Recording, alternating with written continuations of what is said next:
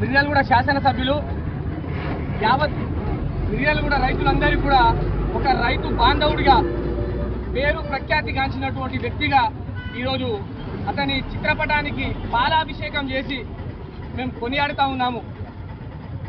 తెలంగాణ రాష్ట్రంలో చాలామంది ఎమ్మెల్యేలు ఉన్నారు, కానీ ప్రభుత్వాల నుండి వచ్చేటువంటి పథకాలనే ప్రజలకు పెట్టేటువంటి పనితీరు చూస్తూ ఉన్నాం. కానీ ఆనాడు ప్రతిపక్ష నేతగా ఉన్నటువంటి క్రమంలో ఈ మిర్యాలగూడ నియోజకవర్గంలో అనేక సేవా కార్యక్రమాలు చేస్తూ ఒక ప్రైవేట్ గవర్నమెంట్ నడిపినటువంటి మహోన్నతమైనటువంటి వ్యక్తి ఎవరన్నా ఉన్నారంటే అది ఒక పిఎల్ఆర్ గారు తప్ప వేరే వాళ్ళు ఎవరు లేరు.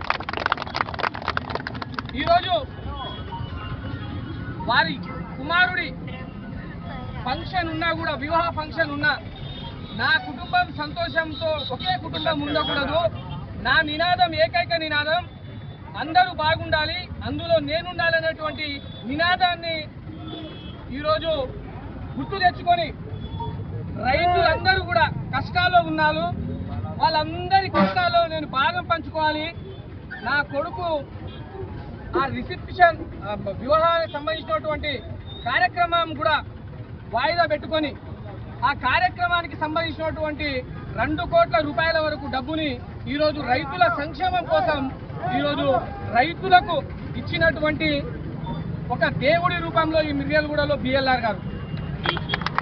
ఈరోజు కొంతమంది టీఆర్ఎస్ నాయకులు గత 4-5 రోజుల కిందట యూరియాని ఎమ్మెల్యే గారి గన్మెన్ కానివ్వండి, ఎమ్మెల్యే గారు వివిధ రకాలుగా యూరియాని తరలించిర్రు అది ఇది అని చెప్పేసి మాట్లాడుతున్నారు.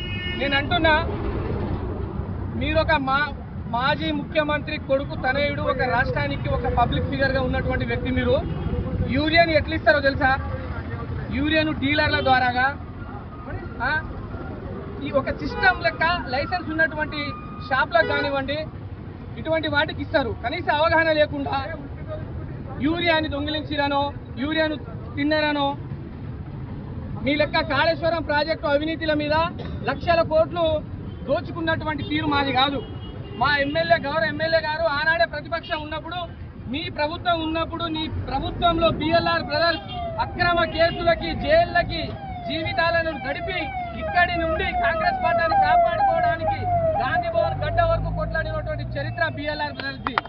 తస్మత్ జాగ్రత్త కేటీఆర్ గారు, మీరు మాట్లాడే ముందు ఆ వ్యక్తి గురించి ఒక్కసారి తెలుసుకొని మాట్లాడాలని చెప్పేసి ఈ సందర్భంగా తెలియజేసుకుంటూ, ఈరోజు నియోజకవర్గంలో ఉన్నటువంటి రైతులందరూ కూడా ఎవ్వరూ అధైర్యపడాల్సినటువంటి అవసరం లేదు.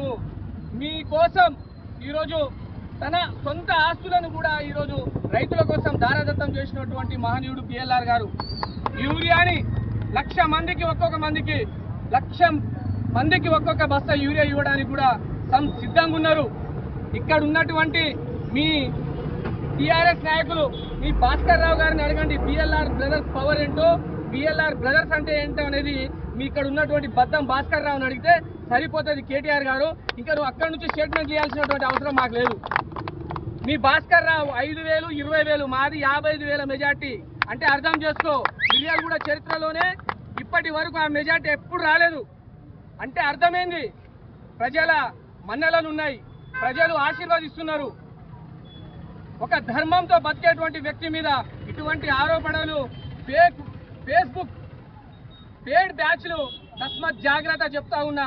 అడ్డగోలుగా ఒక మంచి వ్యక్తి మీద మీరు అడ్డగోలు పోస్టులను పెట్టి అబద్ధాలను అరగంటలో వింటారు. నిజం ఏ రోజైనా సరే, ఏ రోజు దాగదు నిజం బయటికి వస్తుంది. కాబట్టి తస్మత్ జాగ్రత్త టీఆర్ఎస్ నాయకులారా, మీరు ఈ అబద్ధపు ప్రచారాలను మానుకోవాలని చెప్పేసి ఈ సందర్భంగా తెలియజేస్తా ఉన్నాం.